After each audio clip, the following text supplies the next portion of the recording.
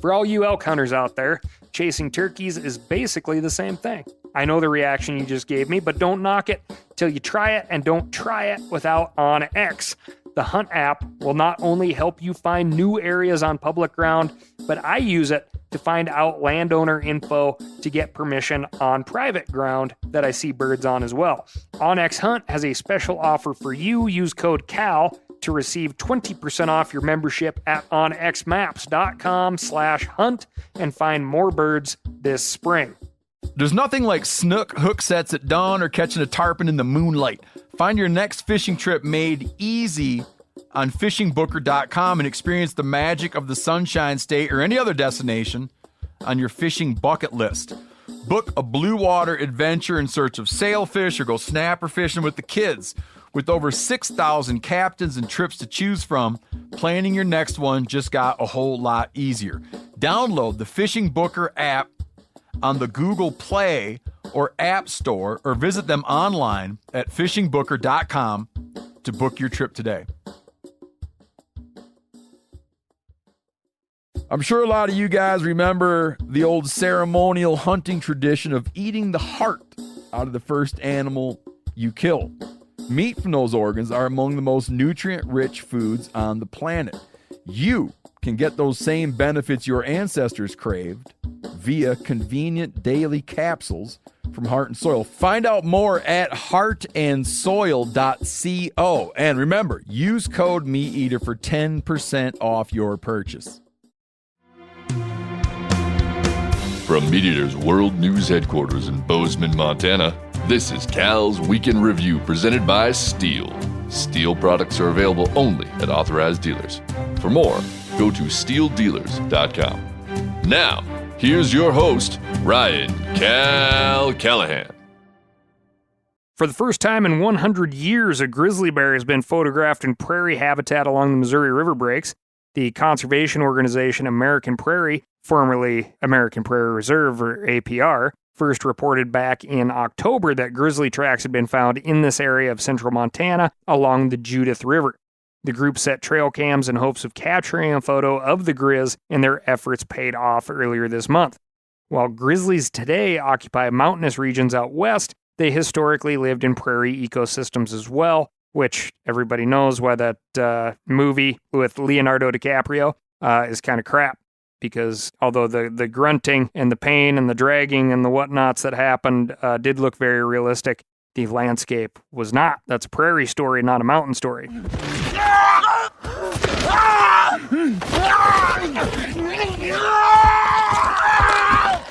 But I digress. Grizzly bears are well adapted to life on the prairie, which offers abundant food sources such as fleshy roots, berries, fresh prairie grasses and forbs, rodents, and carrion. They were driven out of these areas by settlers, but as their populations have expanded in recent decades, they're beginning to reoccupy the American Great Plains. And speaking of big old grizzly bears, I'm sitting here with Douglas Duren, sharing the land, famous Doug Duren. This is what's happening in the My Week segment of this podcast, and really the rest of the podcast. As you know, we've been highlighting conservation organizations because I get so many emails, messages, texts, smoke signals, what have you, saying, hey, what groups should I get involved in? What should I show up for? And I like to tell people, sign up for newsletters and decide for yourself. But a lot of those people then reply, well, can't you just tell me? So this is another step down the road of doing things the hard way, the Callahan way, of learn it and make a decision on your own. You're an adult. So this week we are highlighting the Sharing the Land project, or just Sharing the Land, headed up by my good friend Doug Duren. Doug, what is Sharing the Land? Well, sharing the land is the idea is as old as the bartering system. It's a conservation cooperative network of people, access seekers, and landowners who get together. The access seeker provides some contributions to conservation of the landowner's property, or some other conservation contribution that the landowner is interested in. And in exchange for that, they're allowed to access that land for whatever arrangement the landowner and the access seeker agree on. But for our purposes, what we'd be interested in is like the hunting, fishing, maybe foraging aspect of getting to traipse around somebody's private property. You're exactly right. Most of this is based around the kind of stuff that the folks who listen to you and a little bit to me like to do. We've had, even this week, some access here, some hunters here, deer hunting. There's really no limit to what kind of access that a landowner can provide or that people can look for. But 99% of what we're doing is hunting, fishing, a little bit of camping. So it's great. Yeah. So I guess the short version would be tell people right now where they can find Sharing the Land and how easy it is to find somebody, right? Because there's two sides. There's the people with the land, and there's the people who want to get access to that land. So if you are somebody with land and you're interested in having people come out or contribute to that property value or conservation value of that property, how do they get involved with Sharing the Land? Well, both sides, both the folks who want to access and the landowner do the same thing. You go to sharingtheland.com and you'll see on the website some drop-down fillable forms. One is for filling out a conservation resume if you're an access seeker, and that is exactly what it sounds like. You are putting your best foot forward and telling the landowners who you are and what you're about and the things that you're interested in. And that's like any resume, you can build on that resume. And if you're a landowner, you go on there and there's a drop-down fillable form called a cooperating land profile. And there you can fill out information about your land, what you're interested in having help with, and what access, hunting, fishing, camping, foraging, you're able to provide to folks. And then that information comes to the Sharing the Land World Headquarters here in Cazenovia, Wisconsin, with our satellite office in the state of Washington.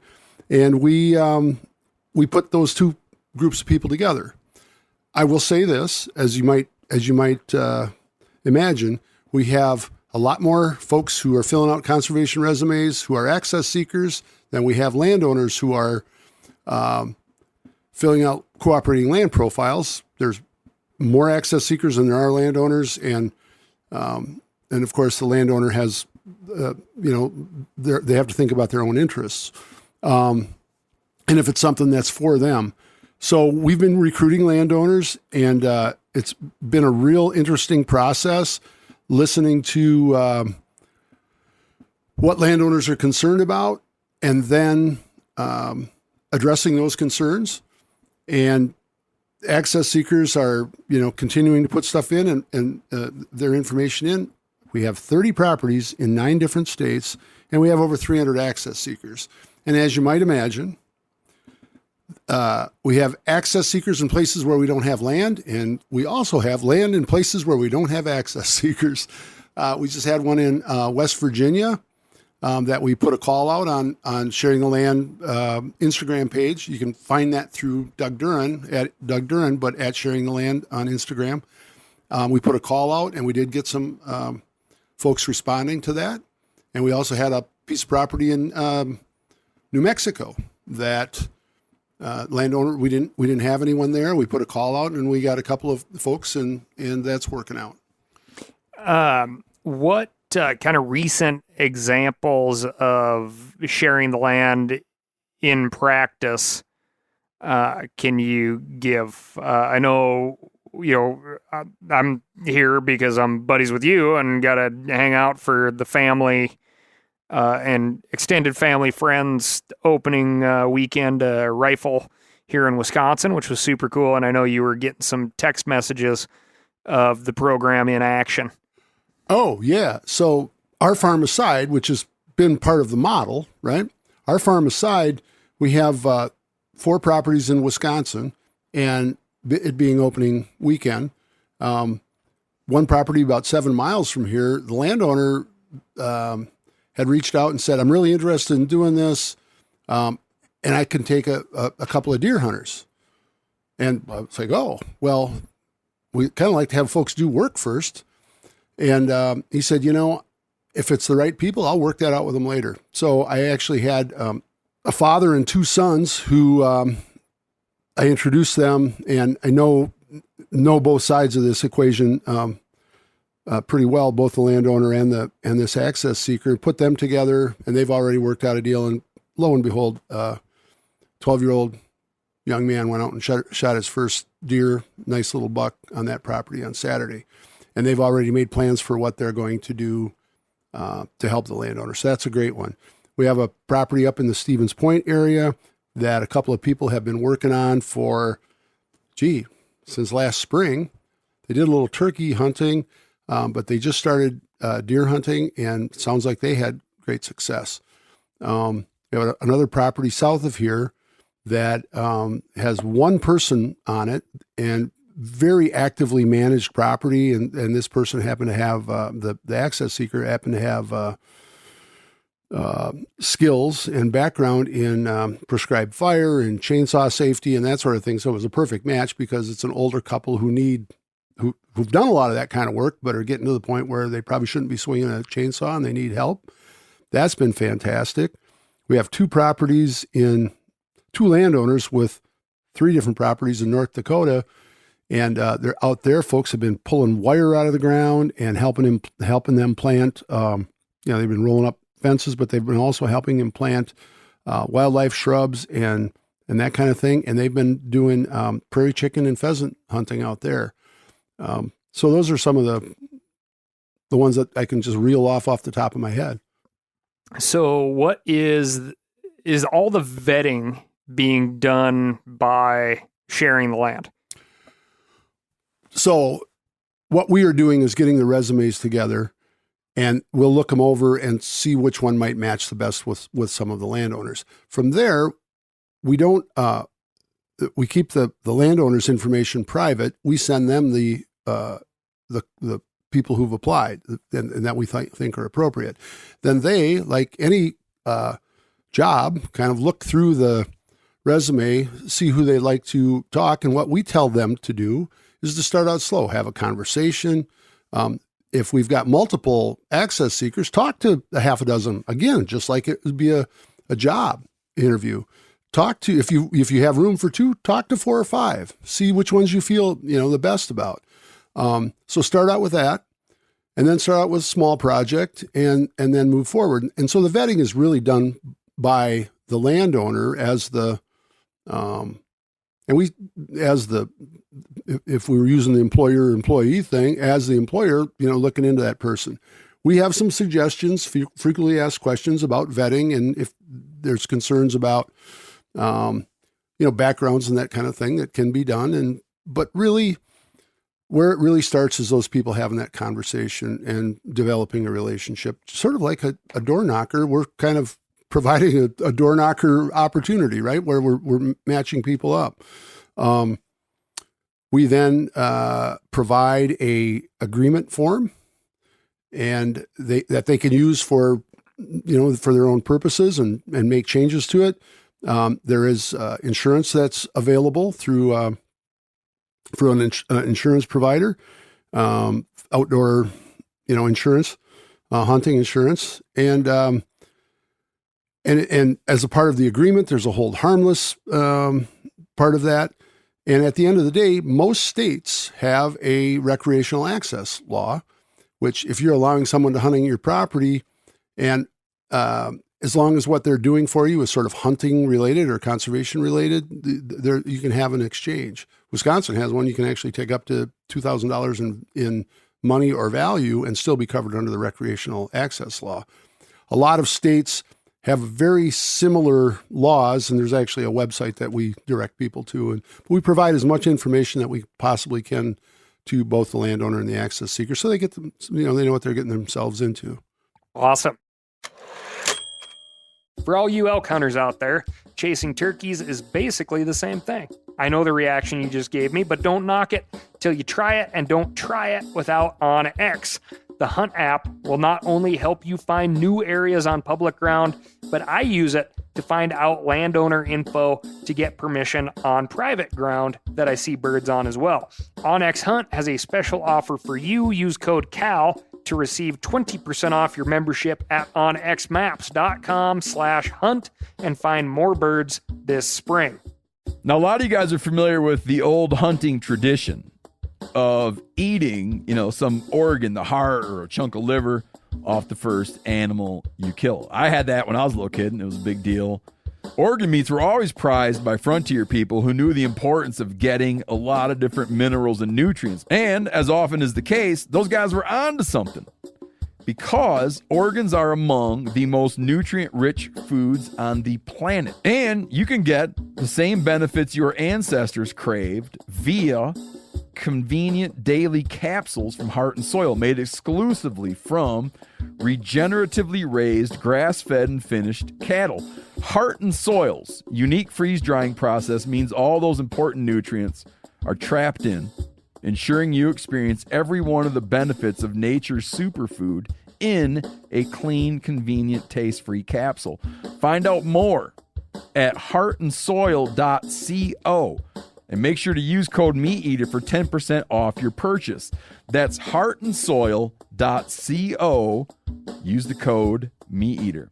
We've all seen plenty of gadgets and fads come and go, but here's one product that stood the test of time: Seafoam Motor Treatment. Lots of hunters and anglers know that Seafoam helps engines run better and last longer. It's really simple. When you pour it in your gas tank, Seafoam cleans harmful fuel deposits that cause engine problems. I'm talking common stuff like hard starts, rough engine performance, or lost fuel economy. Seafoam is an easy way to prevent or overcome these problems. Just pour a can in your gas tank and let it clean your fuel system. You probably know someone who has used a can of Seafoam to get their truck or boat going again. I guarantee you've listened to them, because I use it regularly. People everywhere rely on Seafoam to keep their trucks, boats, and small engines running the way they should the entire season. Help your engine run better and last longer. Pick up a can of Seafoam today at your local auto parts store or visit seafoamworks.com to learn more. What, I guess, is the most common, from what you've seen so far, what's the most common labor trade that you see? What are people really needing out there on the farm or ranch? It's usually really simple stuff. We're fixing fence. We're taking down fence. Maybe we're limbing trees. Prescribed fire. If you've done, I know you've done burns, you need two things when you do a prescribed burn. You need people and water. And if it gets Western, you need a lot of water. So, but that's a really great thing. So that's a skill that people are learning too. So those are some, invasive species control. I think I may have mentioned that. And then it becomes a question of, well, what skills do these people have? And in some cases, I've had landowners, including myself, just have people come out and help with simple chores around the farm.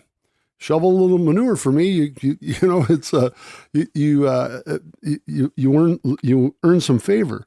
But picking stuff up. Some carpentry work is another one. People have done lawn work for people. Trimming some apple trees have been done.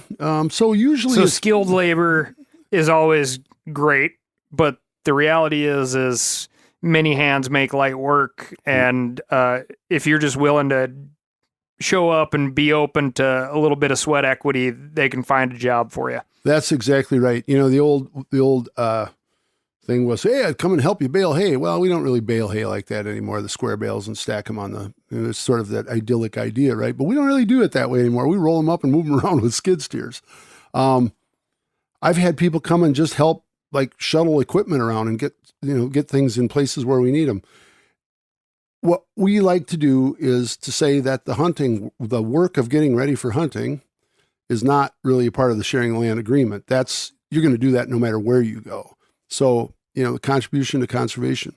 One of the projects that we did here, and I know that one of the landowners in North Dakota did something similar. We actually had conservation stewardship, and the one in North Dakota had EQIP projects that they needed to get done. My CSP work was limbing pine trees, limbing and thinning. Well, the limbing, sure, it would go faster with chainsaws, but you take a half a dozen or 8 people up there with, with some of those nice steel loppers and start cutting limbs off, or with the electric pole saw, you have a nice quiet time in the woods, kind of lopping limbs off trees and talking and kind of explaining what we're doing. And if you get to a point where folks really need to, when that project needed, heavier work like chainsaws and like my tree terminator and that kind of stuff, we just planned to do that at a different time. What I liked doing here and with my friend Brock, who's running a lot of this stuff, is that we would plan for an hour on the front end of talking and explaining what we're doing, 3 or 4 hours of work, and an hour on the back end. And oftentimes we'd end it with a little shooting or a little more of a walk on the farm to look at other things and maybe what the next project is.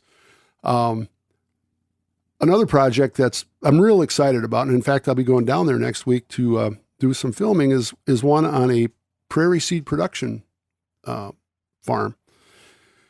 And last summer, we did a bunch of work on the guy's property. 6 people showed up, and Hoxie Seed, who's one of our sharing land cooperators or landowners, we went down and did a day's worth of work, helping them dig big blue stem out of Indian grass. And then we did a bunch of hand collecting of seeds that are best hand collected.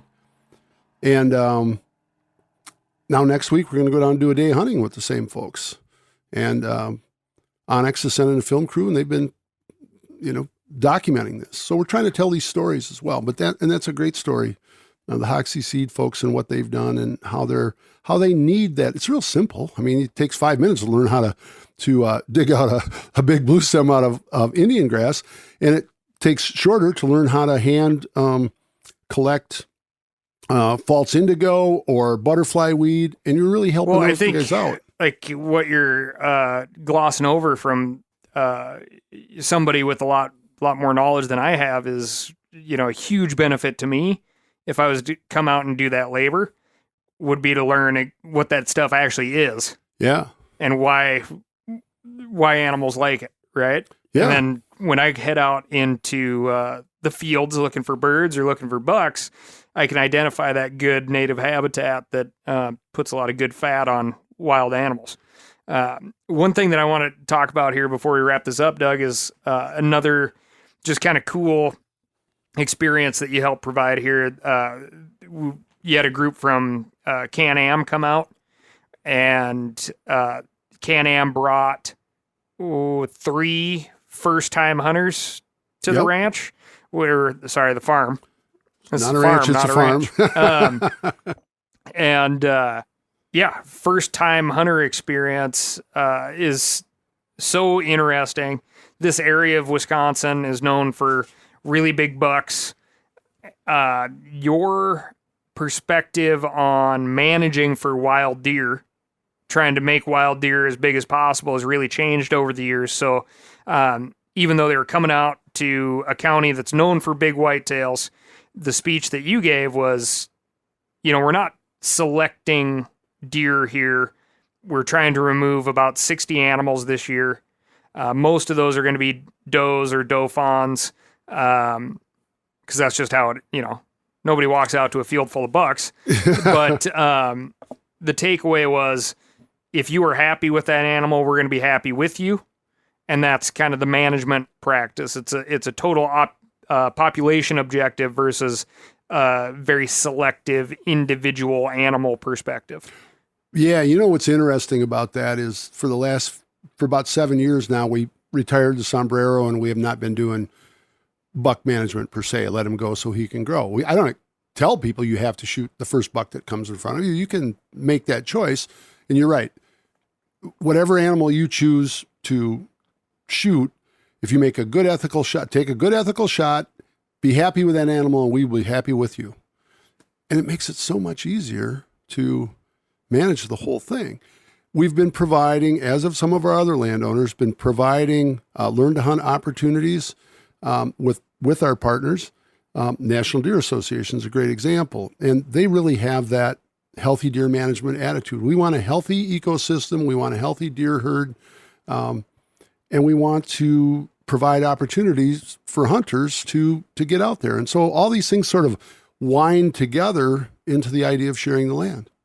And what was interesting to me is, we had people who were very aware of hunting things. They may not have been aware of them in the I go out and shoot deer perspective, because that's not what 3/4 of the group was.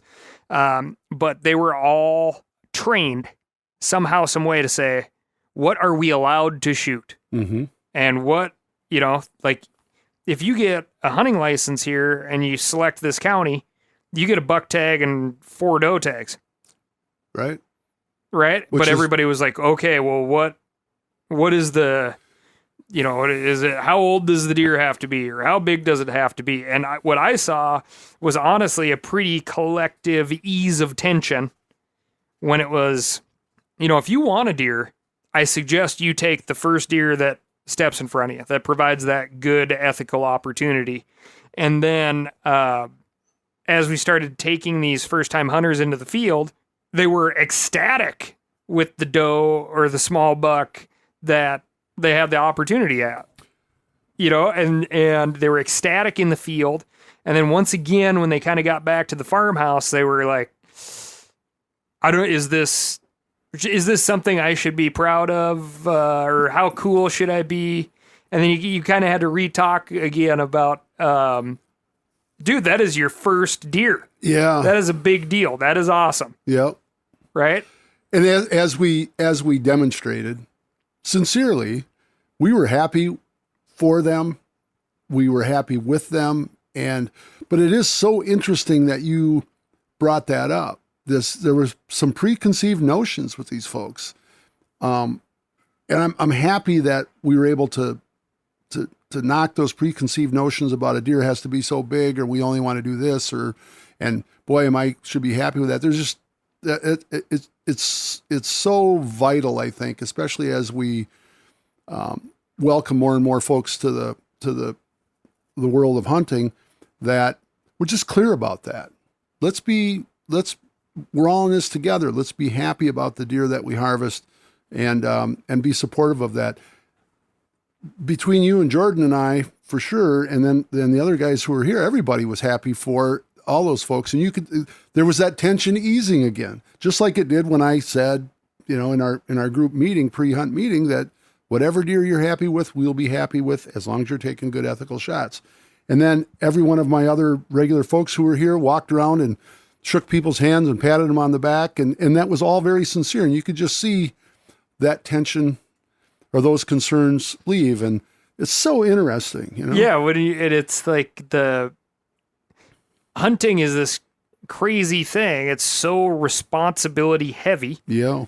But it's way more simple when you're in the field, right? It's that saying of doing the right thing. Yeah. Even when nobody's watching. Mm-hmm. But then the social burden that we put on ourselves, the quite BS social burden, especially when you're around media people and writers and things like that, where it's like, how am I going to tell this story? Right. Right? Right. And it's like, you just put awesome food in the freezer. You made a great shot. You got to go experience somebody else's place. Yeah. That, not a lot of people get to go check out. One of the beautiful things about hunting is going places that people who, take the scenic byway or the ATV trail may be near, but they've never been to. Yeah. Right. And it's very simple once you relieve that social stigma, So. Yeah. Yeah. Well, that's a part of what we're trying to do with this. And certainly I think a landowner who's willing to meet people that for the most part, they don't know, but then get to know them and work cooperatively, spend some time cooperatively, building a community that's based around conservation. Everyone should feel good about that. And really seen that with the landowners. These are the folks who are interested in that kind of thing. And if the access seeker goes in with that same kind of attitude or learns that same kind of attitude, then great. We have most of our landowners all of our landowners who are doing this are very engaged landowners. So they're proud of their property. They're happy to show it off. They're spending time on it. They like to share that.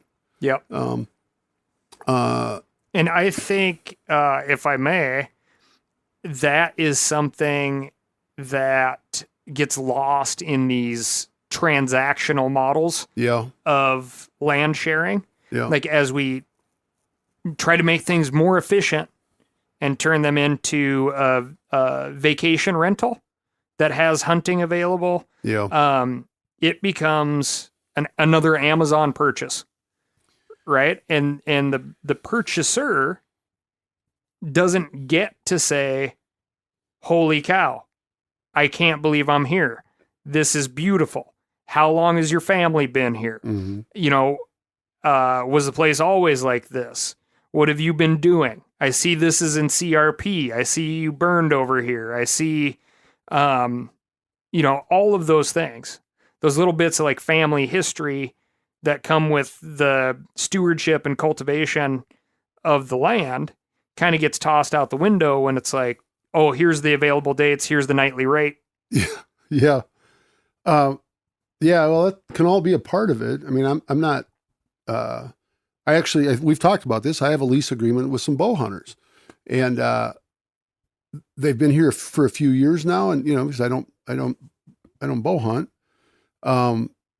And they've been here for a few years now. And I remember, Jack, the main guy, saying to me, so I want to get this straight. So we pay X amount of dollars to come here and do this. And we have the exclusive access from the beginning of the season until this date in the season. And the day after we leave, there are going to be folks on here who aren't paying anything. So I go, oh, that's right. He goes, okay, just so I'm clear. We've had a 7-year relationship with those guys. It's been fantastic. The folks who are coming the next day have been making contributions to conservation, either on this property or being volunteers for our Conservation Congress, becoming hunter safety instructors, doing all those kinds of things, building a conservation resume. And that has a lot of value to it, to a landowner, a person like me. So, again, this is the kind of thing that you can kind of do these different levels in, but I know exactly what you mean when it comes down to when money's involved, it's different. It's just different. Yep. But at the same time, nothing's free, right? Right. So those volunteer hours, even though they may have not have been spent on this farm, yep. You've been around, you can see where those volunteer hours pay dividends. So, and how that can come back and affect you. So, as we talked about, which is a story we will not get into, we're going to sign off. But, when we have the conversation about why it is that the non-resident rifle-only conservation package went from $160 a year to $200 a year. Okay, let's not get into that. we talk about that some other time. Yeah. But yeah, so one more time, Doug, where do folks go to learn about sharing the land? You can go on to Instagram at Sharing the Land. You can also go to my Instagram at Doug Duren, but sharingtheland.com. It's very, very straightforward, and you'll find all this information on there. And if you're a landowner, feel free to contact me and we can have a conversation about it before you do anything. But if you do go on there and fill out a cooperating land profile, understand that myself and my able assistant, Lindsay, are the only two that see that. It doesn't become public information until you decide that it does. So sharingtheland.com. And thanks very much for having me on. Oh, thank you, Doug. We'll talk to you later, I'm sure. So that's all I got for you this week. Thank you so much for listening. That's right in. Let me know what you think of Doug and these conservation organization episodes that we're doing. Spotlights, if you will, by writing into ASKCAL. That's AskCal at themeateater.com. And let me know what's going on in your neck of the woods. On top of that, if you want to get out and do some cooperative stuff, like through sharing the land or stewardship volunteer hours, can't really hurt to pick up a clean, quiet, battery-operated chainsaw at a local knowledgeable steel dealer near you. Check out www.steeldealers.com to track one down. They're going to get you set up with what you need. They won't try to send you home with what you don't. And those steel loppers that Doug mentioned are great for limbs, but they're also great for taking the forelegs off a deer or making those nice rib cuts too. So thanks again. Get out there, be safe, be courteous, and I'll talk to you next week.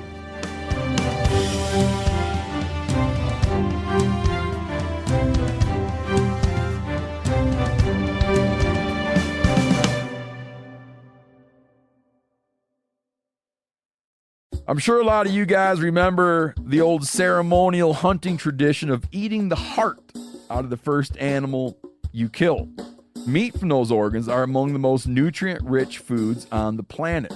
You can get those same benefits your ancestors craved via convenient daily capsules from Heart and Soil. Find out more at heartandsoil.co. And remember, use code MeatEater for 10% off your purchase. Outdoor adventure won't wait for engine problems. Things like hard starts, rough performance, and lost fuel economy are often caused by fuel gum and varnish buildup. Seafoam can help your engine run better and last longer. Simply pour a can in your gas tank. Hunters and anglers rely on Seafoam to keep their engines running the way it should the entire season.